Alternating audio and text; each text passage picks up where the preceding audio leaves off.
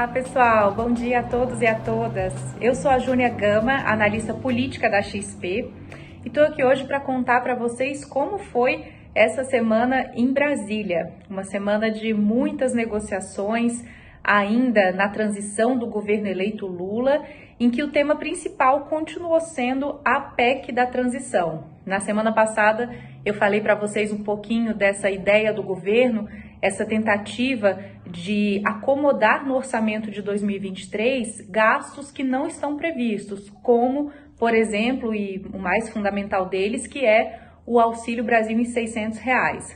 Essa semana a gente viu finalmente o projeto, na verdade o anteprojeto dessa PEC sendo apresentado no Congresso. O vice-presidente eleito Geraldo Alckmin foi levá-la ao Senado, foi levá-la à Câmara. E o que a gente teve de concreto, né? O que o PT deseja? O PT quer tirar o programa social do teto de gastos, um programa que vai ficar no valor de 175 bilhões de reais para o ano que vem, o que abriria espaço no orçamento de mais 105 bilhões, porque essa é a previsão que existe hoje na lei orçamentária para o programa Auxílio Brasil, que aliás deve voltar a se chamar Bolsa Família.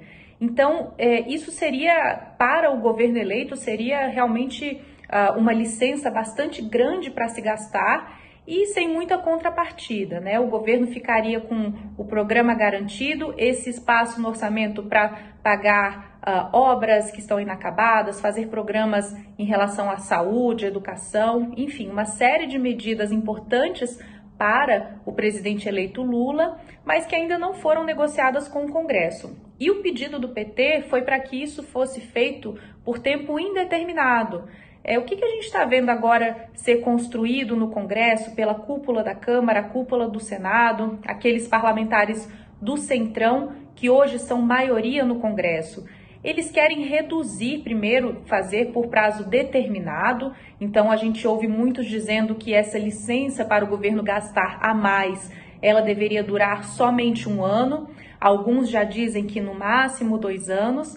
E muitos defendem, principalmente na Câmara, que não dá para você tirar o programa inteiro do teto de gastos. O que dá para fazer é pagar fora do teto o complemento de R$200 que são necessários para completar R$600.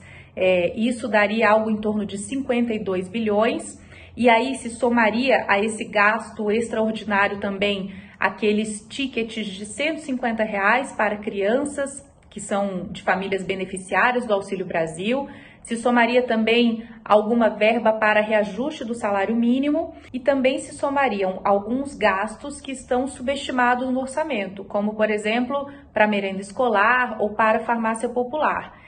A gente vê uma possibilidade bem concreta do Congresso fazer um enxugamento dessa PEC. Por quê?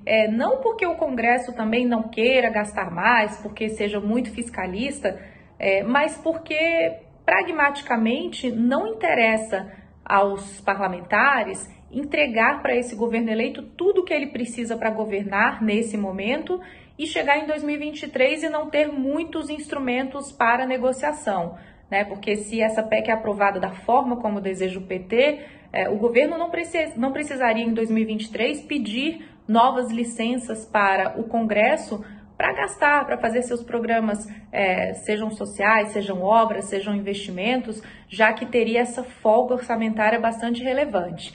Essa semana, o presidente eleito Lula, ele continuou fora do país, ele esteve no Egito para a COP27, depois foi para Lisboa, volta a Brasília na semana que vem, e aí a gente deve ver as discussões políticas ficarem ainda mais quentes, porque aí nesse momento a expectativa é que Lula comece também as conversas para montagem de ministério, para montagem de sua base no Congresso, e aí a gente vai ver como esses partidos vão se posicionar em relação ao governo eleito e em relação a essa PEC. Tem um prazo muito curto para ela ser aprovada, tem que ser até o dia 15 de dezembro, porque os trabalhos legislativos terminam no dia 16, e depois dela ser aprovada, ainda é preciso aprovar a lei orçamentária, né? Então, é muito pouco tempo, mas com acordo político, se tiver o aval, um texto consensual entre Câmara e Senado, é possível quebrar prazos, quebrar protocolos e aprovar num tempo muito curto. É nessa expectativa que a gente fica. Semana que vem a gente continua acompanhando essas negociações políticas e traz para vocês aqui o resultado delas no Café com Política. Até mais!